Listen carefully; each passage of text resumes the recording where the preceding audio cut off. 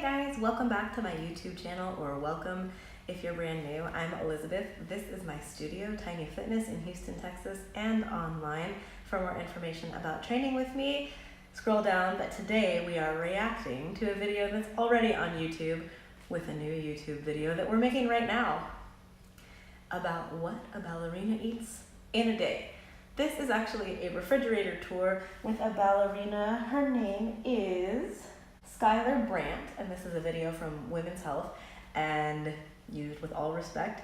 I just want to watch it with you. I got my laptop right here. That's what I'm peeking down at here on the floor.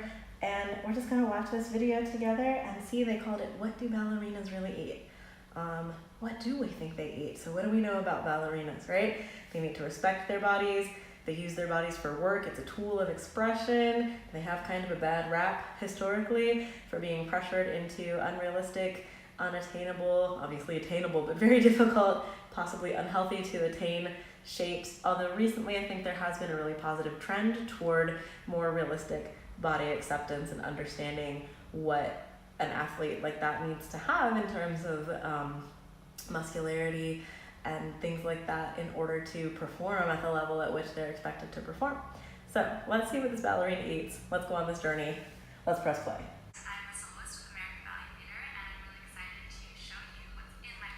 I'm excited to see what's in her fridge. Same. Okay, misconceptions. Let's set them straight.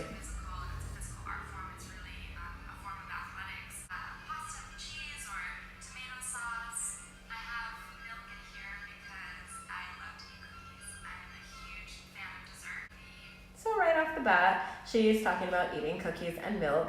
I'm gonna take this whole video at face value. I'm going to assume that this is honest and realistic and that they're not just trying too hard. We're just gonna not value signaling, we're gonna take it at face value. So right off the bat, she's making it clear that she's striving for balance. We can see in her fridge already there were lots of fruits and vegetables, but she's leading off with cookies and milk. She's trying to establish she's a real person, and she's making a great point that everyone can hear, that treats in moderation are part of a regular lifestyle. That moderation is what makes it available to be part of a regular lifestyle. I know with my clients, my goal is to help them find the right balance of work and nutrition, the right kinds of work, so that they can work out kind of at that bare minimum level, whatever that is for their lifestyle and prior experience and fitness level and threshold and all of that, and still enjoy sort of whatever in moderation.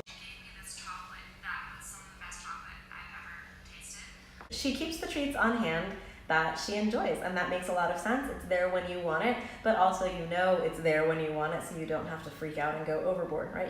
You don't need to overindulge, you can just indulge. So, lots of protein sources here: meat, fish, cheese. I assume that's what they're trying to establish here. Cheese does contain protein.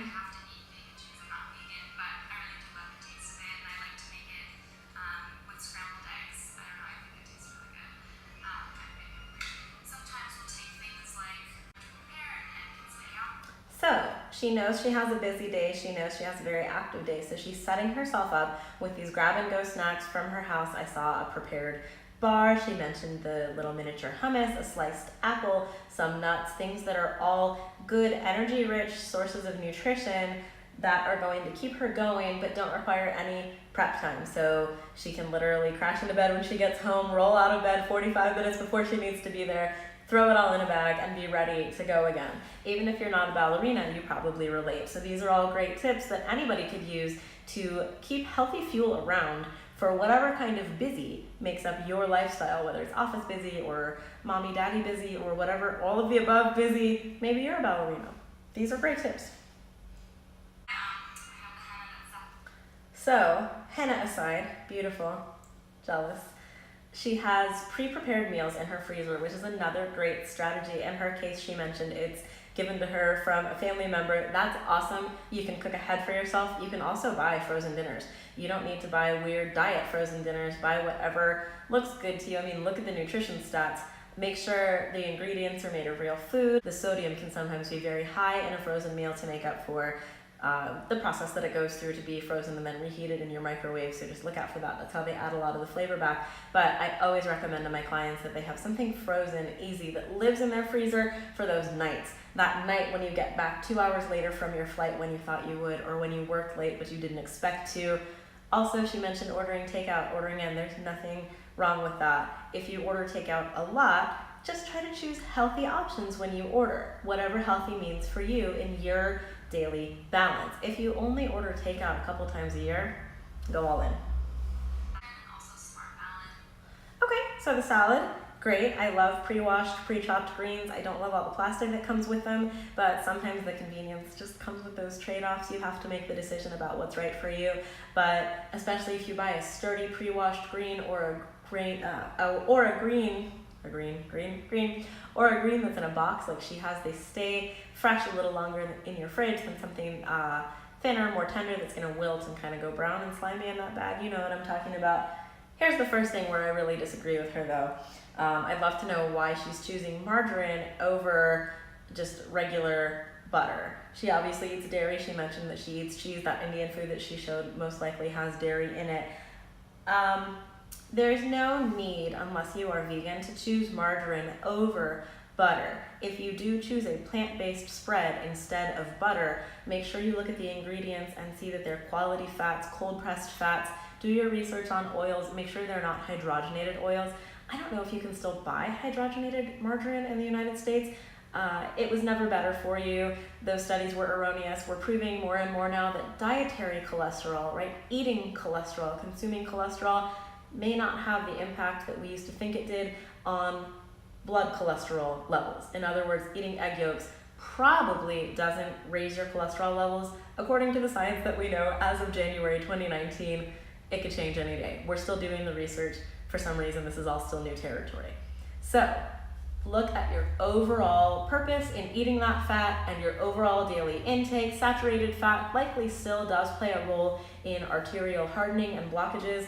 Know your family history, know your numbers. If you don't know them, it's probably free to get them checked at your local pharmacy or grocery store. You don't even have to give blood. You can just do the finger stick. You don't even have to be fasting. So get your numbers if you don't know them. Yeah, so I don't know about this margarine thing, but let's see what else she has.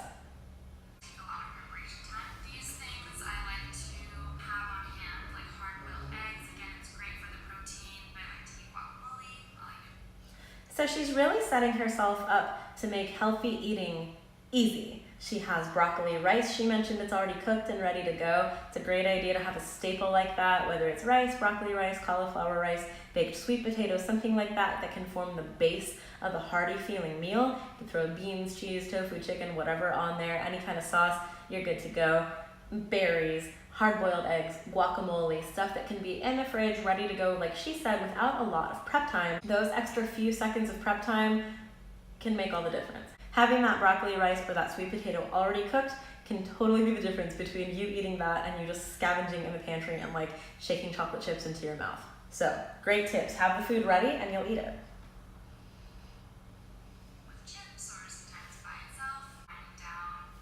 She also has edamame and grapes on hand and ready to go. She mentions eating those as snacks and desserts, picking at them while she's watching TV. Awesome. If you know you like to pick at food while you're watching TV, that might not be a habit that you're ready to change, so find something like a grape or these edamame, those are shelled soybeans if you're not familiar, that is still nutritional. Measure out the portion that's right for you in the balance of your whole day, and then sit down with it and crunch away. Enjoy your life. I guess the weirdest thing about my fridge is that I keep my batteries. And there's batteries in her fridge, which, whatever, live your life, girl. I had film, 35 millimeter and 120 film in my fridge forever to keep it fresh before everything was digital. So I hear her on that. Sometimes things end up in our fridge. I know people also like to keep their skincare in their fridge, especially in humid climates like in Houston, because it's so refreshing. So I think overall her fridge is really great and inspirational. The things to take away here: have your healthy food ready to go. It doesn't need to be in perfectly pre-portioned containers like traditional meal prep like you see all over.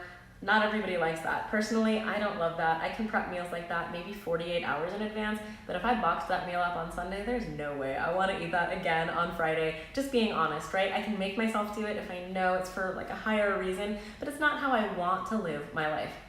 There's a reason that takeout is so delicious. It's hot, it's ready. So set yourself up for food that's gonna be hot and ready when you want it. But I love that everything in her fridge, except for that margarine, looks like it's a whole food, it's a natural food, berries, guacamole, hard-boiled eggs, edamame, grapes, hummus, even those nuts and nut bars, things like that. They're all really nutritious, by which I mean nutritionally dense foods with lots of vitamins and minerals, which is kind of the point of eating. I know we're always like calories, fats, but like you need those vitamins and minerals. So I think this is a really realistic look into how she eats. It looks like she probably eats between 1,600 and 2,000 calories a day based on everything that she's saying, just like rough ballpark. I don't know her. I'm not her trainer. I don't coach her. I'm not her choreographer. But just looking at what she said in this video, I think that's completely realistic for her profession and her goals and her activity level. And I think she's making great choices. What do you think? Do you think there's any tips from this video you can take away? Do you think you could ever eat like this? I'll tell you, I kind of eat like this, and I have a ton of energy. I feel great. I don't have those ups and downs. When I was eating not like this for the past couple of years because I had to go back on the carbs and the refined carbs and stuff, I felt terrible. I felt okay in the morning, but man, in the afternoon, that crash is hard to get over. You just want to go to bed, and it's only like 3 o'clock. So I gotta say, I think this is part of the path to having enough energy to do something like a 9-hour dance rehearsal, maybe with no breaks, or to make it through getting ready for work, commuting to work, going to work, getting home from work, changing, going to your workout, coming home, still having to eat dinner. It's only 8 o'clock. Like, we need that energy. So I love that she's choosing these energy dense foods. And again, I love how she made it convenient for her. I think there's something we could all take from that. So we can argue about if there's too much packaging, too much plastic, whatever, but all in all, I think that this fridge tour is awesome. I'm really glad that they put this online. Again, I think it's a good correction to some of the misconceptions that ballerinas eat like a single diet Pepsi and cigarettes for lunch. Maybe some of them do, but in reality, they're athletes who have to have real energy to sustain themselves through all of the feats that they perform on like a regular basis. So yeah, leave me a comment down below. Let me know what you think. Let me know if there's something else you'd like me to react to next. And again, if you want to train with me or just work out with me online or do any of my free online workouts, all of that information is down below. So yep, subscribe if you want to see more, and have a healthy day.